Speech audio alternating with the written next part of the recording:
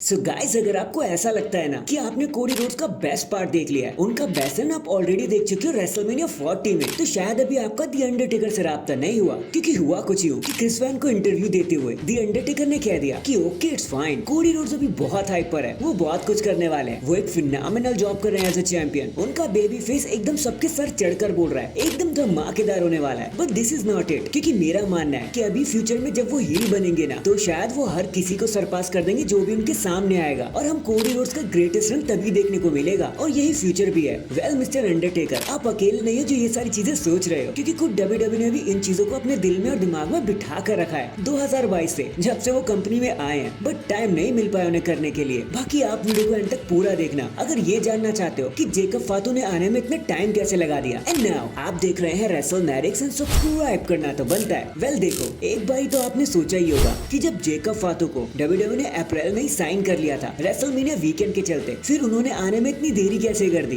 उनको तो कब का आ जाना चाहिए था। तो देखो, शायद उसका रीजन अब हमारे सामने आ चुका है। देखो, हुआ कुछ यूं कि जब जेकब फातू बहुत साल पहले एक चोरी के केस में इन्वॉल्व थे, उन्हें अरेस्ट कर लिया गया था, जिसके चलते उन्हें सैक्रामेंटो काउंटी जेल भी जाना पड़ा। और क्योंकि उनकी क्रिमिनल रिकॉर्ड्स कायम अभी भी हो रखे थे, इसलिए वो डब्ल्यूडब्ल्यूई में नहीं आ सके। क्योंकि रेसलमेनिया के बाद जितने भी पेपर व्यू हुए ना, वो अमेरिका के बाहर ही हुए, और वो शायद जेकब फातू के रिकॉर्ड के चलते उन्हें अलाउड नहीं करते अपनी कंट्री में, इसलिए डब्ल्यूडब्ल्यूई ने उन्हें वहां पर बुलाया ही नहीं। लेकिन फिर जब चीजें क्लैश एट द कैसल के बाद अमेरिका में आ गई, वापस से चीजें नॉर्मल हो गई, तो हमने जेकब फातू को रिंग में देख ही लिया, वो भी लास्ट स्मैकडाउन में। एंड यही रीजन था कि वो अब तक क्यों गायब थे साइन इन होने के बाद भी। लेकिन अब आप ये रीजन जान चुके हो। लेकिन इसके बाद जेकब फातू का तूफान यहाँ तक थोड़ी न रुकने वाला था, क्योंकि अभी हाल ही में जब डब्ल्यूडब्ल्यूई ने एक लाइव इवेंट किया अभी कल परसों आफ्टर द स्मैकडाउन, जहाँ कोडी रोड्स शिंसुके नाकामुरा से लड़ रहे थे, तो हमने देखा कि उनकी रिब्स पर टेप बंधी हुई थी। और जब कोडी रोड्स ने अपने प्रोमो को कट करते हुए बता भी दिया, स्टेट भी किया कि देखो भाई, जेकब फातू के अटैक के बाद मेरी रिब्स टूट चुकी हैं, एंड डब्ल्यूडब्ल्यूई ने मुझे ऑफर कर दिया एक टाइम ऑफ कि मैं छुट्टी ले सकता हूं। लेकिन भाई, मैंने तो क्लियरली मना कर दिया, मैं कहीं नहीं जाने वाला। But take care Cody Rhodes, शायद आपको डब्ल्यूडब्ल्यूई की बात मान ही लेनी चाहिए थी। हमें इंतजार का मजा भी तो करने दो।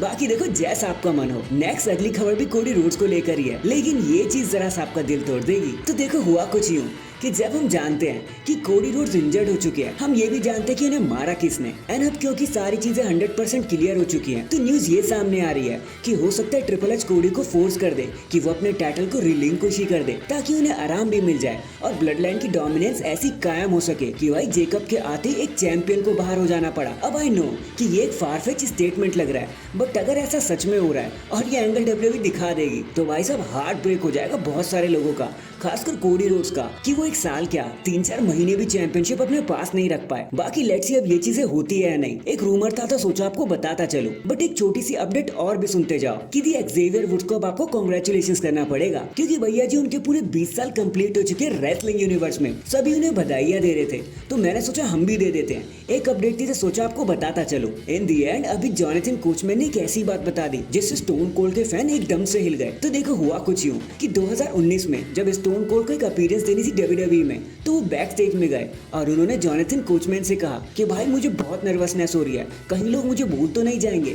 तो जोनाथन कोचमैन ने एकदम से कहा कि भाई आप क्या बात कर रहे हो, आप the stone cold Steve Austin हो, इस दुनिया में सिर्फ एक लौते और कोई बेवकूफी होगा जो आपको भूल जाएगा। फिर जब स्टोन कोल्ड ने अपना प्रोमो कट किया एंड वहां पर इस चीज को मेंशन भी किया कि जोनाथन कोचमैन ने मुझे बताया कि मैं असल में कौन, तो इसे सुनकर जोनाथन कोचमैन भी सरप्राइज हो गए, और अब भाई हम भी सरप्राइज हो गए, क्योंकि जब स्टोन कोल्ड जैसा नाम ही नर्वस हो रहा है, तो भाई अब क्या ही रह जाता है कहने सुनने को। इन दी एंड भाई हम सभी ह्यूमन से ये तो मानना पड़ेगा। So that is it guys, अभी के लिए तो बस इतना ही। आप मुझे बताना, अगर कोडी रोड्स अपने टाइटल को ड्रॉप कर देते हैं, तो क्या ही डब्ल्यूडब्ल्यूई की तरफ से एक अच्छा डिसीजन होगा, या फिर आपका दिल टूट जाएगा और सब ठीक ही होगा? तो कमेंट करके मुझे जरूर बताना, बात करने में मजा आएगा। एंड चैनल पर नया है तो चैनल को जल्दी से लाइक एंड सब्सक्राइब कर दो। बाकी मैं मिलता हूँ आपसे किसी और अपडेट के साथ, तब तक के लिए अपना ख्याल रखें और खुश रहें।